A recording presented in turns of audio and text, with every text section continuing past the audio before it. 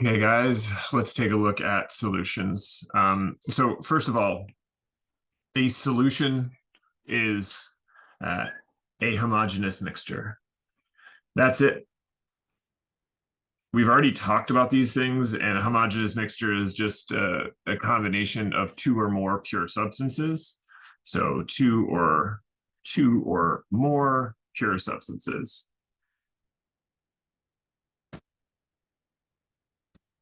And that's it. We typically talk about solutions. We talk about an aqueous solution. So whenever we talk about an aqueous solution, we're talking about something dissolved in water, but it's not limited to just that.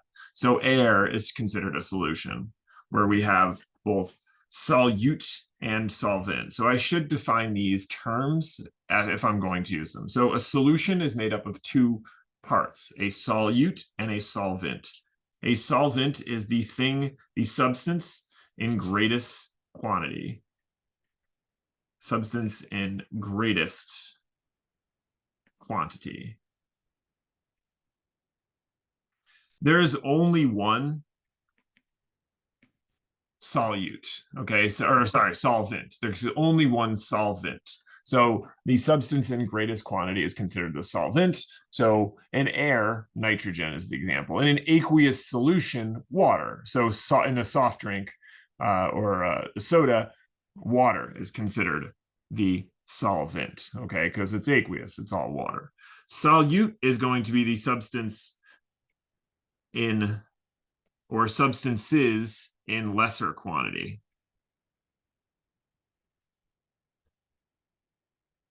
And there can be more than one.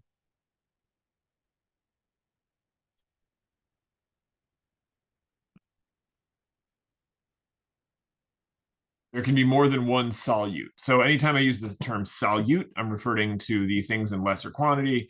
A solvent is the thing in greatest quantity. So if we look at a soft drink, or we look at soda, or pop, I guess, depending on what portion of the country you're from. So CO2 gas is dissolved when you open it up in the bubbles form, but there's also sugar that's dissolved in water. And you also have caffeine, right? And so caffeine, and there's some phosphoric acid, and there's a bunch of other things as well. Those are all considered solutes. We could figure how much we have in reference to the water, but that is what a solution is. We have solutes, a bunch of different solutes, and then we have the solvent. So again, it doesn't always have to be aqueous, but typically when we say the term solution, we automatically think aqueous. So solutions are homogeneous. The physical state is often the solvent phase, so whatever solvent we have is typically what we have. Components are dispersed on a molecular scale, so these things are mixed really well, right? We have a, if I drop some water in it, or if I drop some salt in a container, NaCl, the Na ions and the Cl ions are just going to be kind of all over the place, just mixing and moving constantly, okay? If it's dissolved, if something is dissolved or dissociated into solution, they're not going to separate out, right? I don't magically come back and all of a sudden solid has formed in the bottom of my container. If it does, there's a whole reason for that. But concentration, and then so concentration, and we're going to talk a lot about concentration. So concentration is how much solute in the solvent. So the amount of solute per, that's what the division is for, per amount of solvent. And we're going to have a couple of terms for that. Amount of solute over the amount of solvent. So when we're talking about a solution, we often talk about its solubility. So solubility is kind of an important portion here. So solubility is how much, if ultimately is how much stuff is dissolved or can more be dissolved in solution. So we're just going to use an example of like maybe sugar, okay? Because this is a great example when it comes to sugar. So if I have a container and I fill it with water and I drop a couple of sugar molecules. Okay, so here are my sugar molecules. I'm going to say these little cubes are my sugar molecules. So if I drop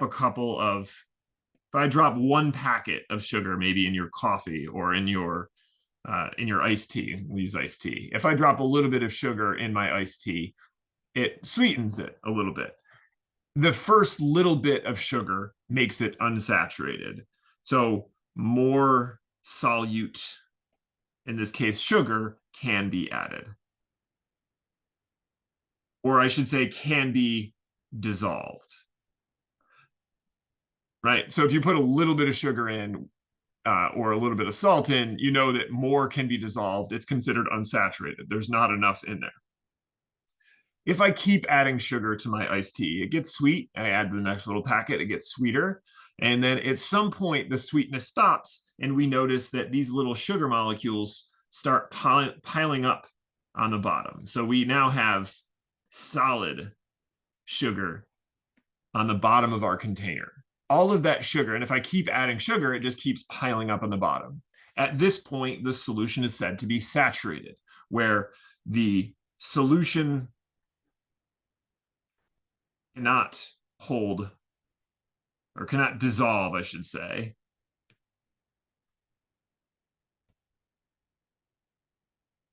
any more solute. So we got to this stage where we have this pile of sugar on the bottom. We can't dissolve anymore. And so typically what you're going to see is solid on the bottom. So solid on the bottom indicates that the liquid has as much as you possibly can, and therefore it has reached its saturation point. Okay. That's how you make a saturated solution. If I ask you to make a saturated solution, you just pile a bunch of the solute in until you get a pile of solid on the bottom, and then you just kind of pour off the liquid and say, okay, this thing is saturated.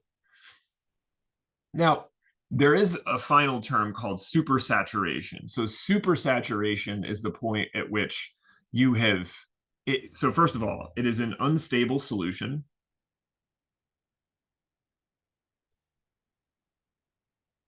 Where more solid is dissolved than there should be.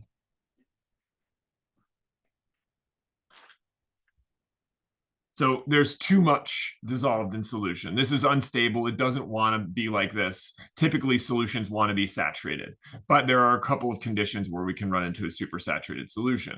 So how do you make sweet tea is often my question. So in this case, what you would do is if I had this sugar solution, if I started to heat it up, right, you would see a lot of that sugar dissolves. And sugar is kind of special because once it dissolves, once you cool it off, it actually will stay in solution. So at room temperature, we put some sugar in and we create this little pile on the bottom, and it's considered saturated.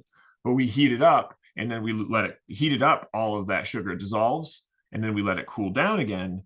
We are in a situation where we now have a supersaturated solution. The sugar has not come out of solution. We don't see that pile of sugar anymore, although we're still at the same temperature as we were before. This is a supersaturated solution. It doesn't want to be like this. If you keep boiling away water or you keep cooling it down, eventually you're going to see all of that stuff just come crashing out, and it's kind of a cool thing. In fact, let's see if I can show this video, because there's a really neat demo you can do where you can actually see the crystallization. So it'll pop up in just a moment for you. So this is a super saturated solution of potassium acetate and essentially, or sodium acetate. And essentially what you're seeing is you drop a small crystal in, and yeah, so drop that small crystal in, and as soon as it has a place to start creating a solid, it starts to create the solid. The entire thing will just solidify completely. You can see it kind of going on its own. So this is a super saturated solution where all of this stuff starts to immediately crash out of solution because that's the preferred state. Again, it's unstable. So any small disruption will lead to the creation of this supersaturated solution or formation of all of that solid. So with that said, those are the three different types of solutions. Unsaturated, more stuff can be dissolved. Saturated, we've reached a maximum amount. There's a pile of solid typically on the bottom of the container. And then supersaturated solution, they're very rare. You have to heat them up, or there are some unique circumstances that you run into. So let's talk about conductivity. So there's three types of solutions that we need to talk about: non-electrolytes, weak electrolytes, and strong electrolytes. So I have been using the term dissolving. So if I take sugar as a solid and I dissolve it in solution, I now have sugar aqueous. It is dissolved in solution. That sugar has essentially just, it's still sugar, right? The sugar before and the sugar after, you taste it when it's solid, you taste it when it's in liquid form, you still get that sweetness. Sugar is a non-electrolyte. A non-electrolyte is basically going to remain the same when you put it in solution. And I'm going to come back and define that after I talk about these other two. In fact, I'm going to work in the opposite direction. A strong electrolyte is something that completely dissociates in water. Completely dissociates in water. And the term dissociation is it turns into its ions. It goes from the compound into its ions in solution. So if I have something like sodium chloride as a solid and I drop that in solution, it is not sodium chloride in solution. It's actually Na plus ions as well as Cl minus ions in solution. So it completely dissociates. And what things dissociate? And so I'm going to give you a list here of things that actually dissociate. Things that are considered strong electrolytes. So strong electrolytes are the soluble ionic compounds. So the soluble ionic compounds, remember that little solubility table? Anything that is aqueous on the solubility table is considered a strong electrolyte. And when I say strong, when it completely dissociates, what I mean is when it goes into solution, I have no NaCl left. I have 100% of the ions in solution. So every single sodium chloride that touches water breaks into its component parts. Okay, breaks into positive and negative ions. Soluble ionic compounds. How do I recognize an ionic compound? Ionic compound has a metal. Okay, so metals first. So anything that is aqueous on that solubility table is considered a soluble ionic compound. By the way, I'm also going to add another one, which I'm going to talk about in the next chapter: strong bases and acids. By the way, we actually can just say strong acids because these strong bases are actually on the list of soluble ionic compounds. So that's the two that we need to know, or to the two that the strong soluble ionic compounds and the strong acids are considered strong electrolytes. So if a strong electrolyte completely dissociates, I have none of the compound left. It's all ions, 100% sodium and chloride. A weak electrolyte is going to partially dissociate in water. And so the partial dissociation of this, so if we'll use silver chloride as the example. Silver chloride as a solid forms Ag plus and Cl minus. Both of those are aqueous. In this case, for a weak electrolyte, I might have 99% of that solid remaining and 1% of the silver of the ions in solution. So very little dissociation. And so the list of weak electrolytes is the solids, the insoluble ionic. Okay, so insoluble ionic compounds are the list, as well as weak acids. That's the list for weak electrolytes. Okay, so again, the idea is partially dissociates versus completely dissociates.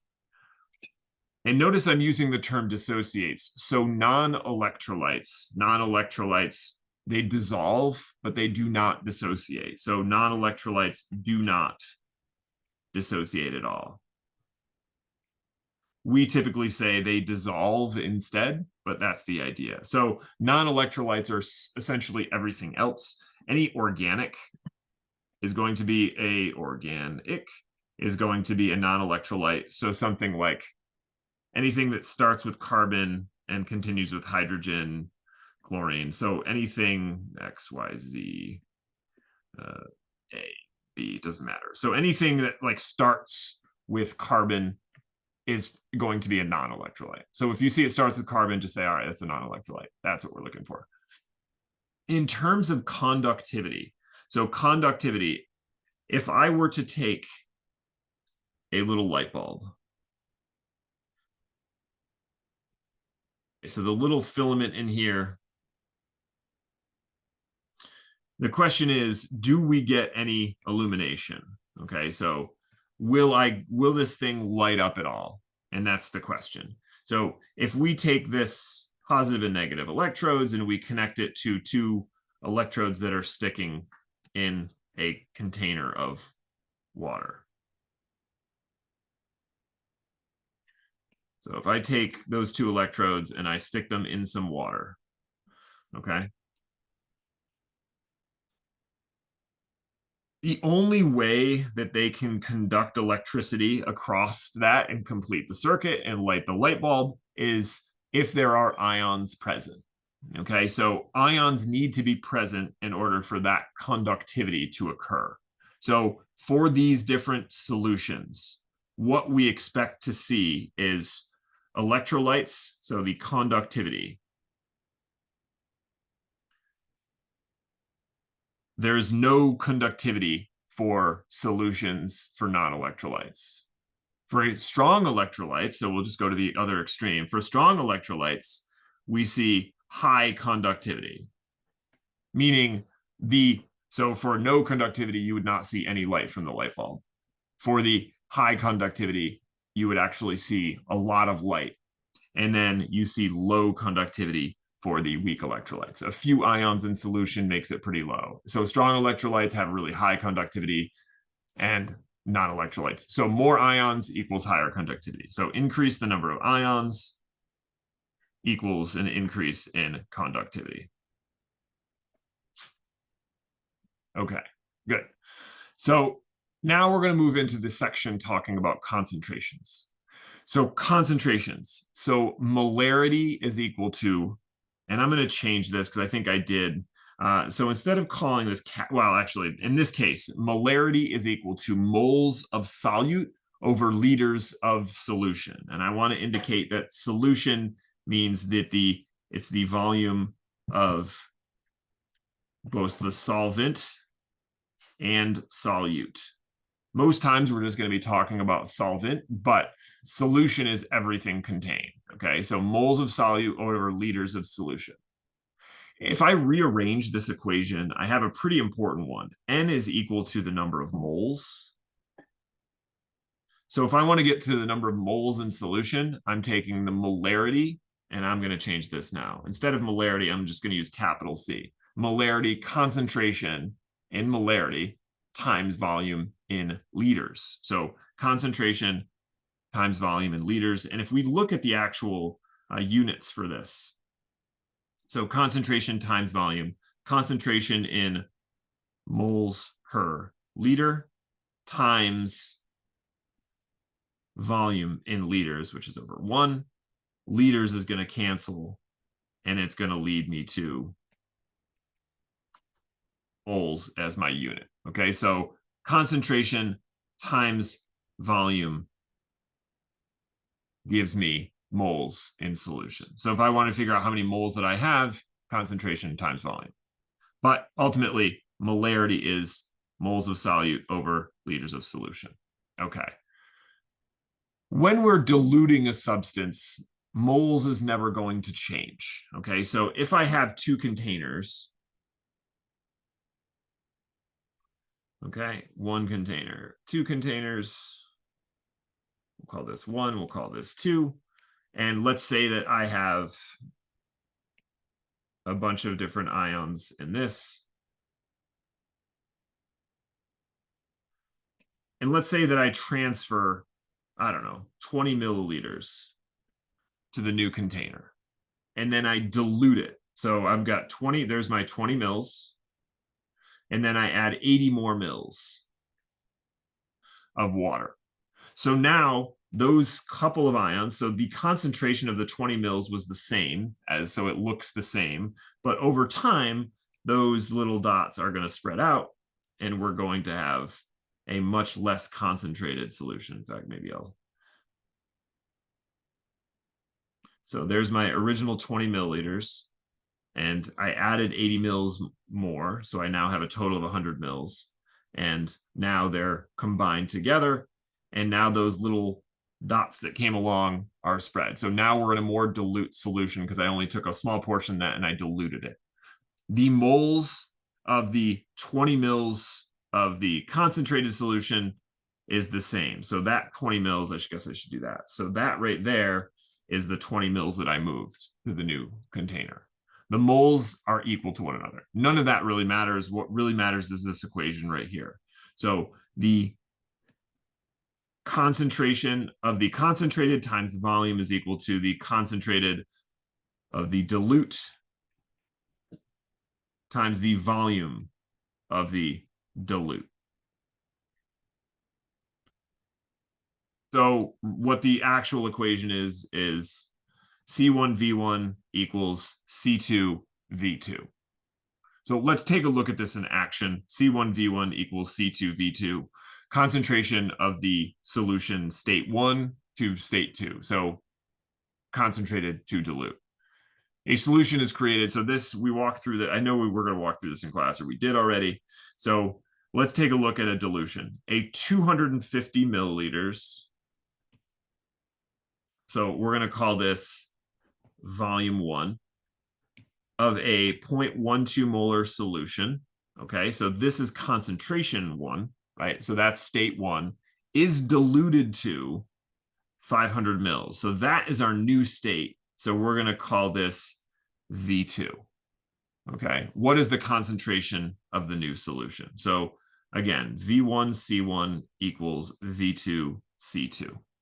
So now if I plug these values in, V1 is 250 milliliters, and I don't need to change units here. You're going to see why in just a moment. Concentration is 0.120 molar times V2, which is 500 milliliters times concentration 2. So in order to move the 500 mils over, I'm dividing both sides by 500 milliliters, divide by 500 milliliters. Milliliters cancels, and my unit should be in concentration. So 500 cancels on this side, so 250. So if you do that math, the new concentration 2 is equal to 0.0600 molar. And that makes sense because we're diluting it in half. So if the volume doubles, the concentration halves, right? It cuts in half. And so that's kind of how we do that. Let's take a look at this next one. 500 mils of a 0.05 molar solution. So again, that is volume 1, concentration 1. Must be diluted down to so we're changing the concentration this time. My concentration 2 is 0.350 molar. How much water must be added to accomplish this? So I just want to point out the fact that our current situation is I have a beaker that contains 500 mils. So my concentration and my volume, so this is 500 milliliters at a concentration of 0.500 molar. And what I want to do is I want to add water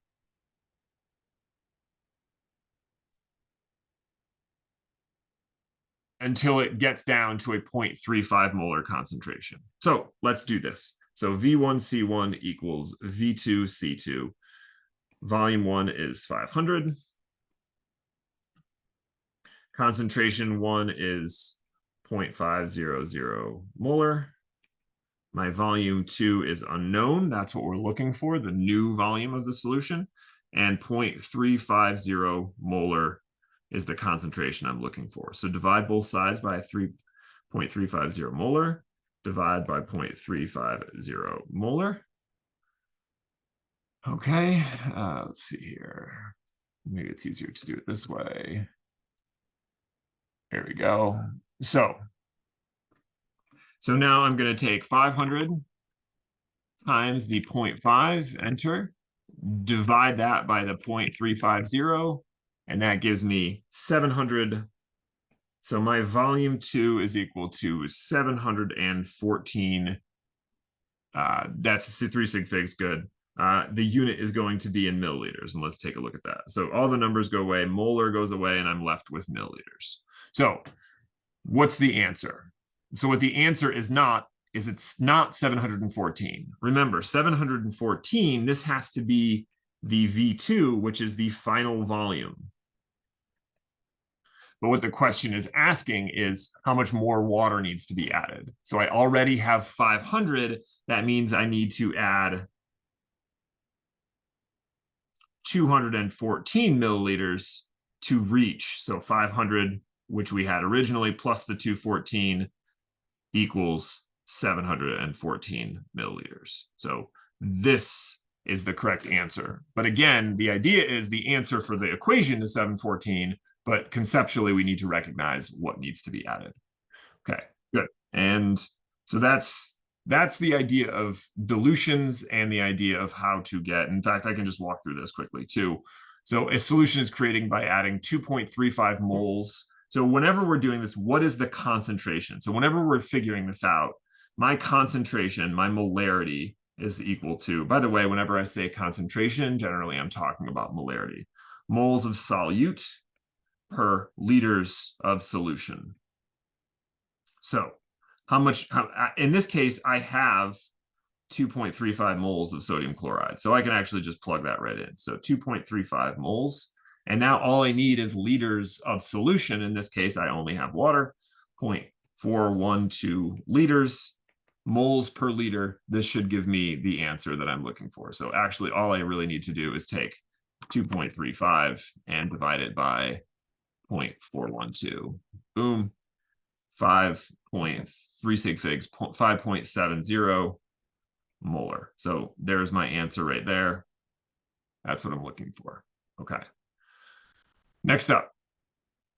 So in this case, I have what is the concentration of the solution? Again, I'm looking for molarity is equal to moles of solute per liters of solution.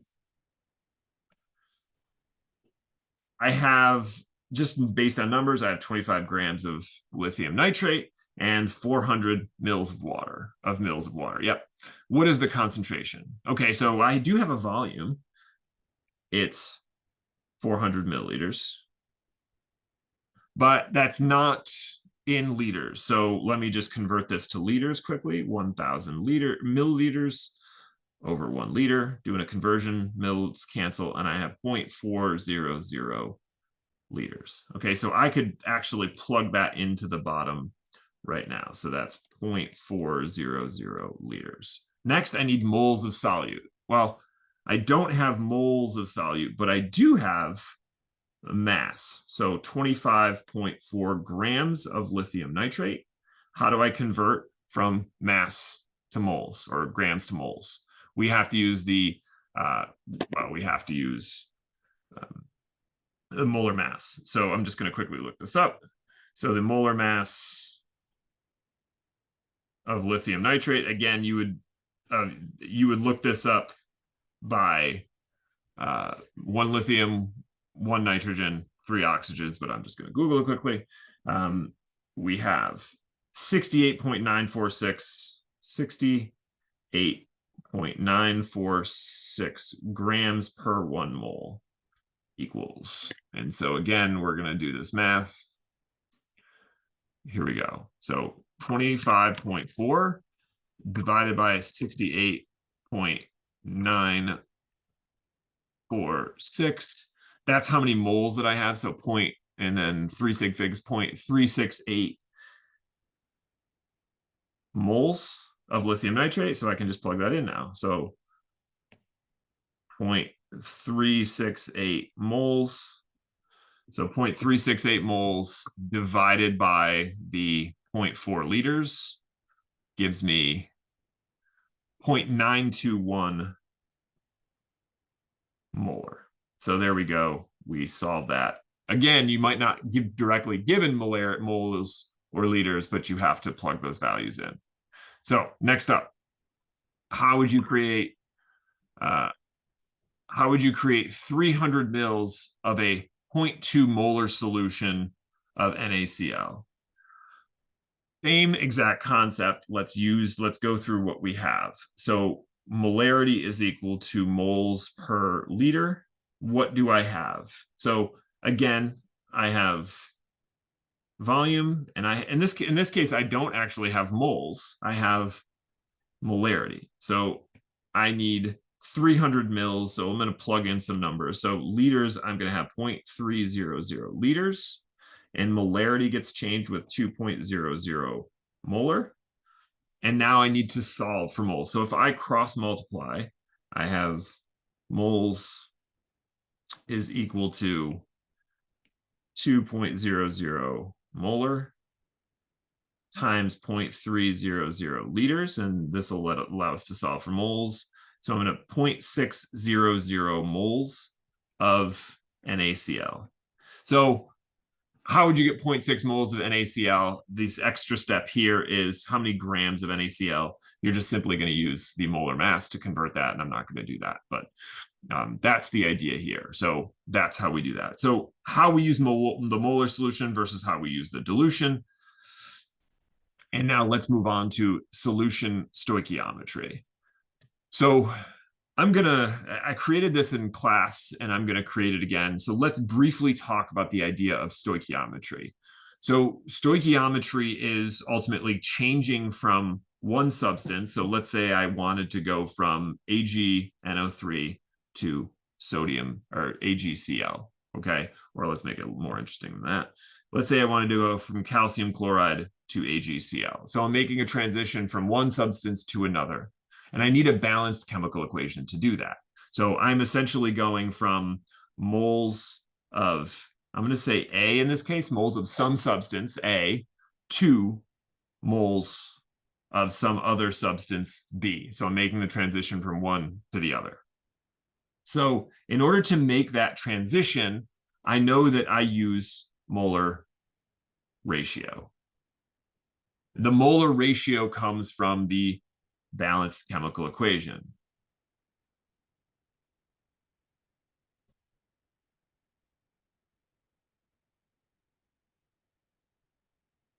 Okay, so I'm going from one to the other through a balanced chemical equation. Getting to moles is actually, there's a number of ways to do it. So if I'm dealing with a solid, so I'm going to be given grams, right? You're going to be given some kind of grams of A. I'm giving you a mass. So if I'm given grams of A, I convert to moles of A using molar mass of A. So in order to convert from, so the molar mass of A allows me to figure out what mass I need in order to get to moles. And this, again, is for a solid. Okay. So going from one substance, going to moles from a mass, we need molar mass of A. Then we can do that. We can solve for moles of A. We can convert using molar ratio to get moles of B. And then usually we would go back to grams of B. We would also do that, which is a solid. We would also do that through molar mass, but in this case, molar mass of B, right? So we do that solution solving for molar mass of B. There you go. This is the standard. This is kind of what we started with. Start with grams of substance, goes to moles, use molar ratio in the balanced chemical equation to go moles of B, then moles of B, back to grams by using molar mass of that substance. Great, that's it. Again, we use grams and not moles because you can't measure moles of that, right? If I asked you to get me 0.6 moles of sodium chloride, like the last question, you have to weigh it out and you have to know how to do that. The next thing that we looked at is saying, okay, well, what happens if we start with a gas? So if I start with a gas, I usually have liters. All right. If I have liters of something, and it turns out that this is a gas, how do I go from liters of a gas to moles of A? Well, it turns out it's actually a little bit more complicated. You have to have pressure, we have to have temperature, but we simply use PV equals nRT in order to go from liters of a gas to moles of a substance, right? So as long as you have pressure, temperature, you can solve, or in volume, you can solve for moles. So I am given all of those and I can solve for moles. So there is a shortcut to this, and I'm just going to add this in here as kind of a reference. At standard temperature pressure, right, there's a direct conversion. In fact, I'm not even going to, yeah, sure. At standard temperature pressure, 22.4 liters equals 1 mole. So there is kind of that shortcut that we can potentially use, but generally just use this. This is the really important equation to go from gas to moles. And if I'm asking you to solve for moles, you guessed it, we're also going, so if I'm asking for liters, so I'm sorry, this is liters of A. If I'm asking to solve for liters of B, it's the same exact thing. You're doing PV equals nRT. Again, the idea being we can get moles from that equation. We can get moles from molar mass for solids, okay? And that's solving for a gas. And now we've added the last thing. If we start with an aqueous solution, so if I start with molarity, or I should say, if I start with concentration of a, molarity, yeah, I guess I'm using that. So molarity of A, which is going to be, in this case, an aqueous solution. I can transition that through the molar mass. Moles is equal to molarity times liters, or times volume, I should say, times volume.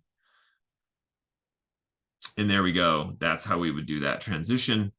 Again, we can get that for aqueous. That's the transition. Again, if I'm asking you to solve for molarity of substance B, that is if it's typically, well, it is if it's aqueous, we're going to use moles is equal to molarity times volume. Again, that's in liters, but that's the idea. So we always need to go, and this is kind of the equation that we all wrote down, or this is the transition. It's seems very complicated, but the idea is I start with something and solve for moles, switch between moles to moles, and we have, as long as I can get moles of one thing, I use the balanced chemical equation to go with molar ratio to go to the other one, and then I just go from there. Okay, so let's look at this in practice. So how many moles of calcium chloride are in 1.13 liters of a 0.55 molar solution? So in this case, I'm starting, I think I'm doing this stepwise. I'm starting with calcium chloride, and it looks like, yeah, so I'm doing this in 2 steps. So I want to convert. So for this one, I'm going from calcium chloride to AgCl. So calcium chloride is aqueous up here, and I'm turning this into solid AgCl. Okay. So we are going to do this transition. I'm starting with an aqueous solution. I'm going through moles, and I'm turning it into a solid. So it's going to be 3 steps. 1, 2, 3. Okay, so I'm going to do the conversion to moles first, then conversion to moles through molar ratio, and then convert it to a solid. So if I have a volume of 1.13 liters and a concentration equal to 0.555 molar, the moles of calcium chloride is equal to the concentration, 0.555 molar, moles per liter. Again, molarity is equal to moles per liter, times the volume, which is 1.13 liters. The liters cancel. And I am left with how much? So again, is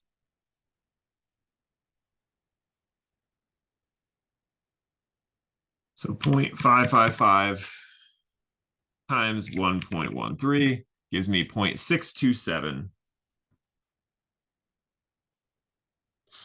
of calcium chloride. Great. So now that I have calcium chloride, and I'm going to do this all at once. Now that I have calcium chloride, so this was step one. That was the transition from molarity to moles. Now that I have moles, we can use molar ratio to go from one to the next. So I have 0.627 moles of calcium chloride. I'm going to set up a conversion. I want moles of calcium chloride to cancel, and I want moles of AgCl to remain. So according to the balanced chemical equation, calcium chloride to AgCl, a 1:2 ratio. So there's 1 calcium chloride for every 2 moles of AgCl. And so I will take that 0.627 and multiply it by 2, which turns out to be 1.25. So moles of calcium chloride cancel, and I am left with 1.25 moles of AgCl. And so the last step, so now I am here and I'm convert to a solid using molar mass, 1.25 moles of AgCl times the molar mass, so moles on the bottom, grams on the top. 1 mole of AgCl is equivalent to, let me just do a quick magic, look this up, AgCl, 143.32, 143.32 moles cancels, and I'm going to be left with grams of AgCl. So 1.25 times the 143.32 gives me 179 or 180 grams of AgCl. So that's how we do the conversion. Okay, that's the step 1, step 2, step 3. Again, step 1, step 2, step 3. So I'm going from aqueous to solid. This is the transition I have to go through. Okay, great. Again, I want to point out that you can do this stepwise, or you can do this all in one conversion. Okay, so let's take a look at this again, and I'm just going to use this for reference. So let's take a look at this again, only I'm going to just do it in one step. So if I start with 1. Oh, this is in black, maybe, yeah. 1.13 liters of my calcium chloride solution.